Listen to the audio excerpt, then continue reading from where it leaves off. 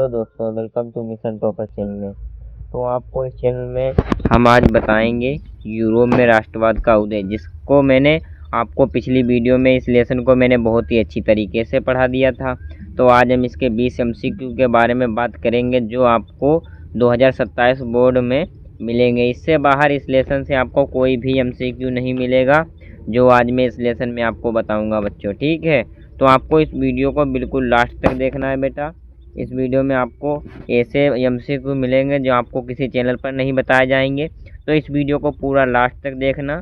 Last में हम आपको ऐसे 5 क्वेश्चन बताएंगे जो बोर्ड एग्जाम में उससे बाहर आपको देखने को नहीं मिलेंगे बच्चों। तो आपको इस वीडियो को सबसे पहले तो लाइक करना है, और कोई भी आपका दोस्त इस चैनल पर नहीं जुड़ा है या इस की तैयारी हाई स्कूल की नहीं कर रहा है 2027 बोर्ड के लिए, तो उसको भी इस वीडियो को शेयर कर दो, ठीक है बच्चों। हर एक अपने फ्रेंड को चैनल पर जुड़वाओ और उससे को चैनल को सब्सक्राइब कर लो और तुरंत चैनल पर जुड़ जाओ और अपनी हाई स्कूल की तैयारी शुरू कर दो। तो हम अब बात करेंगे अपने MCQ के बारे में। बिल्कुल समय गंवाए बिना हम अपनी वीडियो को शुरू करेंगे। तो हमारे लेसन का नाम है यूरोप में राष्ट्रवाद का उदय। उसके आज हम 20 MCQ करवाएंगे और विद आंसर करवाएंगे। क्या आपको आंसर इस वीडियो में हर एक क्वेश्चन का मिलेगा बच्चों, ठीक है। तो हम अपने पहले MCQ की ओर बढ़ते हैं, उसको ध्यान से देखना है आपको और सुनते चलना है बच्चों। कोई भी मिस्टेक आपको नहीं करनी है बच्चों, ओके। तो हमारा पहला MCQ क्या है हम उसके बारे में बात करेंगे, ठीक है बच्चों। तो हमारा पहला MCQ क्या है हम उसके बारे में बात करेंगे। तो हमें अब क्या सबसे पहले क्या करना है, हम पहले MCQ की बात करेंगे। तो हमारा पहला MCQ है कि फ्रांसीसी क्रांति कब हुई थी, बताइए ये कब हुई थी। तो मैंने उसका आंसर भी सामने लिख दिया है कि 1789 ईस्वी में हुई थी, ना कि 1776 ईस्वी में हुआ था, ना कि 1815 ईस्वी में, ना कि 1848 ईस्वी में। अच्छा बच्चों, मैंने पिछली वीडियो में जब लेसन पढ़ा था तो आपको बताया था कि 1815 ईस्वी में क्या हुआ था। तो बताइए बच्चों 1815 ईस्वी में क्या हुआ था, बताइए 1815 ईस्वी में क्या हुआ था। जो हमारी वियना संधि थी, जिसे हम वियना कांग्रेस कहते हैं, वो हमारी संधि हुई थी। इसमें क्या हुआ था, इसमें नेपोलियन की हार हुई थी। तो हम अपने अगले MCQ की ओर बढ़ते हैं बिल्कुल समय गंवाए बिना। तो हम अगले MCQ की बात करते हैं। ये MCQ आप अपनी कॉपी में नोट करते चलिए, ठीक है बच्चों। आपको हर एक MCQ नोट करते चलना है और हम आपको हर एक MCQ समझाते हुए चलेंगे, तो आपको उसकी बिल्कुल टेंशन नहीं लेनी है, ठीक बच्चों। तो आगे बढ़ते हैं हम अगले MCQ की ओर। तो हमारा अगले MCQ क्या है, तो आप अगले MCQ को बहुत ही अच्छी तरीके से पढ़ेंगे कि हमारा अगला MCQ क्या है। तो इसका आंसर क्या होगा बताएं, नेपोलियन कोड कब लागू हुआ था। हमने पिछली वीडियो में पढ़ाया था कि नेपोलियन कोड या नेपोलियन संहिता है वो क्या होता है, सेम होता है। क्या होता है बच्चों, सेम होता है कि नेपोलियन कोड और नेपोलियन संहिता सेम होती है। तो इसका आंसर क्या होगा, पहला आंसर होगा 1804 ईस्वी, ना कि ये होंगे, ना कि ये होंगे, ना कि ये होंगे। तो हमारा आंसर क्या होगा, ए सही है। तो हम अपने अगले MCQ की ओर बढ़ते हैं, ठीक है बच्चों। अगले MCQ की ओर बढ़ते हैं हम। चलो अगला MCQ हमारा क्या है कि ले पिट्रे। ये मैंने पहले ही बताया था, इसको क्या कहते हैं, पितृभूमि कहते हैं इंग्लिश में।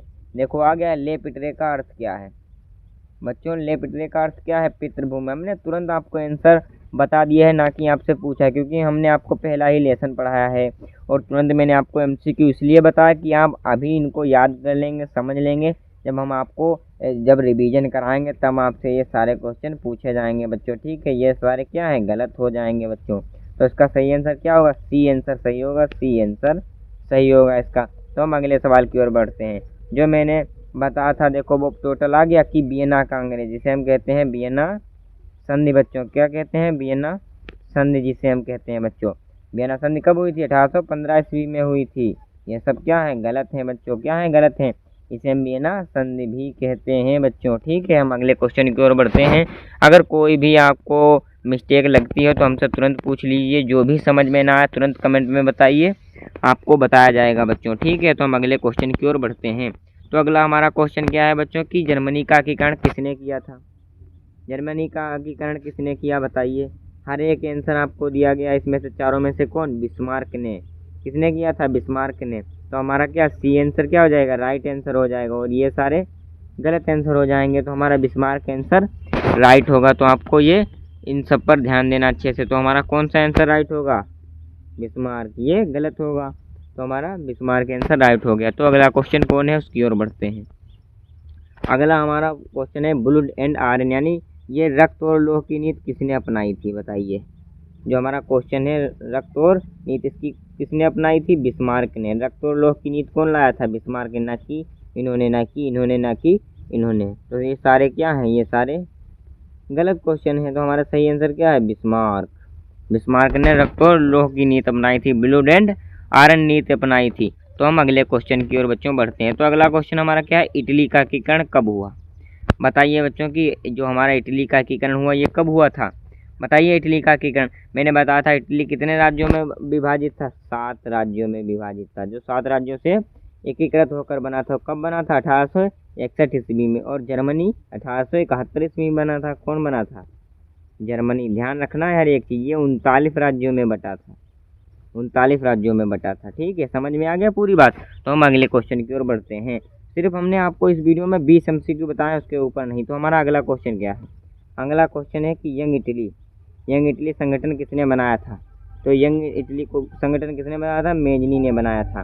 किसने बनाया था, मेजनी ने बनाया था। ये भी क्वेश्चन इंपॉर्टेंट है, आप इसको ध्यान में रखें, ये बोर्ड में आने वाला है। इस साल 2027 बोर्ड में ये क्वेश्चन आपको बोर्ड में दिखेगा। तो आपको ये क्वेश्चन ध्यान में रखना है, ये क्वेश्चन आपको दिखेगा। तो अगला क्वेश्चन कौन है, उसकी ओर बढ़ते हैं। अगला क्वेश्चन है कि ग्रीस क्या है, ग्रीस को स्वतंत्रता कब मिली थी। बताइए ग्रीस को स्वतंत्रता कब मिली थी, बताइए ग्रीस को मिली थी कब, 1832 ईस्वी में। कब मिली थी, 1832 ईस्वी में। तो हमारा बी आंसर राइट है। ध्यान रखना बच्चों, इम्पोर्टेंट क्वेश्चन है। ठीक है, इम्पोर्टेंट क्वेश्चन है। तो अगला क्वेश्चन कौन है उसकी ओर बढ़ते हैं, 10वां। इसका नाम है जर्मनी का एकीकरण कब हुआ था। बताइए बच्चों जर्मनी का एकीकरण कब हुआ था। सब लोग कमेंट में बताएंगे तुरंत, जर्मनी का एकीकरण कब हुआ था। हमने बताया था अभी पिछले वीडियो में 1871 में, जो कि 39 राज्यों में विभाजित था, तब एकीकृत होकर ये एक जर्मनी स्वतंत्र देश बना था। ठीक है, अगले क्वेश्चन की ओर बढ़ते हैं। हर एक क्वेश्चन मैंने बेटा आपको बताया है, हर एक क्वेश्चन समझाया गया है। तो आपको टेंशन नहीं लेनी है, इस चैनल पर आपको भरोसा रखना है कि हाँ इस पर आपको बोर्ड एग्जाम की पूरी तैयारी कराई जाएगी। तो नेपोलियन किस देश का शासक था, बताइए। नेपोलियन फ्रांस का था। सर्वप्रथम राष्ट्रवाद का उदय किस देश में हुआ, ये भी क्वेश्चन आ सकता है, इंपॉर्टेंट है। सर्वप्रथम राष्ट्रवाद का उदय कहाँ हुआ था, बताइए किसमें हुआ था, फ्रांस में ही हुआ था। और नेपोलियन यहीं का शासक था। ठीक है, समझ में आया क्वेश्चन। कोई भी बेटा क्वेश्चन समझ में ना आए तुरंत कमेंट में पूछो, और इस चैनल को जरूर सब्सक्राइब करो बच्चों। ठीक है, इस चैनल पर आपको सारी तैयारी हर सब्जेक्ट की कराई जाएंगी। तो आपको इस वीडियो को लाइक करना है। तो हम अगले क्वेश्चन की ओर बढ़ते हैं। अगला क्वेश्चन हमारा कौन है, अगला क्वेश्चन है मेरियान। 12वां क्वेश्चन, बताइए इसका आंसर बच्चों। 12वां क्वेश्चन है, इसका आंसर आपको बताना है। इसका आंसर क्या है बच्चों, बताइए तुरंत बताइए बच्चों, इसका आंसर क्या है। 12वां क्वेश्चन कौन है, मेरियान। मेरियान किस देश का प्रतीक था, बताइए। मेरियान किस देश का प्रतीक था, जो कि था फ्रांस का। तो बी क्वेश्चन हमारा सही है, फ्रांस का था। मेरियान किस देश का प्रतीक था, फ्रांस का। समझ में आया हो तुरंत मुझे बताइए, जो भी समझ में ना आया तुरंत कमेंट में पूछिए बच्चों, कोई भी कन्फ्यूजन में नहीं रखनी है कोई भी बात। तो हम अगले क्वेश्चन की ओर बढ़ते हैं।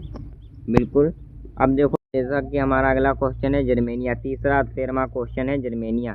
जर्मेनिया किस देश का प्रतीक है, जर्मेनिया यानी जर्मनी। इसमें एक क्वेश्चन में ही आंसर छिपा है, तो आंसर बी सही होगा। क्या आंसर राइट होगा, बी आंसर सही है। इसको थोड़ा इंपॉर्टेंट क्वेश्चन है, इसको याद रखना। तो हमारा अगला क्वेश्चन क्या है उसकी ओर बढ़ते हैं।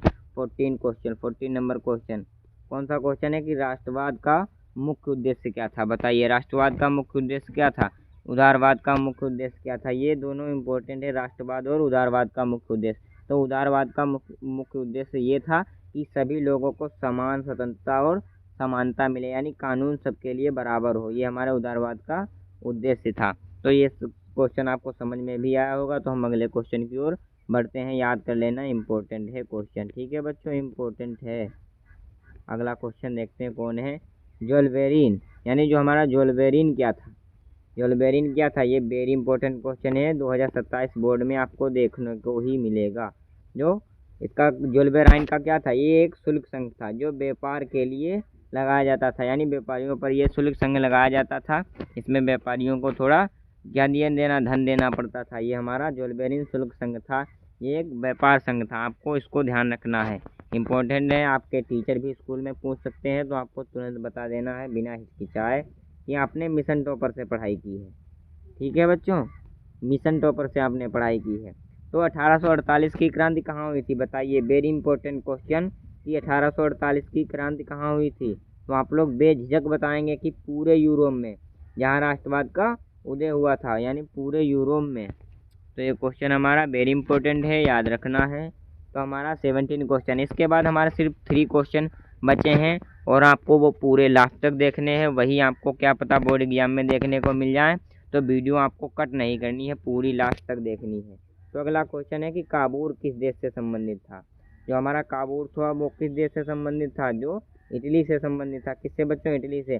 हर एक क्वेश्चन आप अपनी कॉपी में नोट करते चलिए, सभी क्वेश्चन इंपॉर्टेंट है, तो आपको सभी क्वेश्चन नोट करते चलने हैं। तो काबूल किस देश से संबंधित था, इटली से। तो हम अगले क्वेश्चन की ओर बढ़ते हैं, 18 नंबर। तो 18 नंबर क्वेश्चन कौन सा है कि गेरिबाल्डी किसके लिए प्रसिद्ध है बताइए। गेरिबाल्डी जो है वो किसके लिए प्रसिद्ध है, वो इटली के एकीकरण, यानी गेरिबाल्डी ने इटली का एकीकरण किया था, वो उसके लिए संबंधित है, यानी इटली के एकीकरण के लिए संबंधित है गेरिबाल्डी। तो हमारा अगला क्वेश्चन क्या है, 19 नंबर। 19 नंबर क्वेश्चन है कि 19 नंबर क्वेश्चन क्या है, 19 नंबर क्वेश्चन क्या है बच्चों बताइए। 19 नंबर क्वेश्चन क्या है कि वियना कांग्रेस का उद्देश्य क्या था बताइए। जो वियना संधि थी उसका उद्देश्य क्या था, राजतंत्र की पुनर्स्थापना, यानी राजतंत्र को दोबारा लाना, इसकी क्या थी उद्देश्य था, राजतंत्र की पुनर्स्थापना। तो ये क्वेश्चन आपको समझ में आ गया होगा। तो हम अगले क्वेश्चन की ओर बढ़ते हैं। जिस बच्चे को आपको समझ में ना आया हो, जिस बच्चे को, वो तुरंत कमेंट में पूछ सकता, हर एक चीज़ उसको बताई जाएगी। देखिए वही क्वेश्चन कि राष्ट्रवाद का अर्थ क्या था, क्या था राष्ट्रवाद का अर्थ बताइए।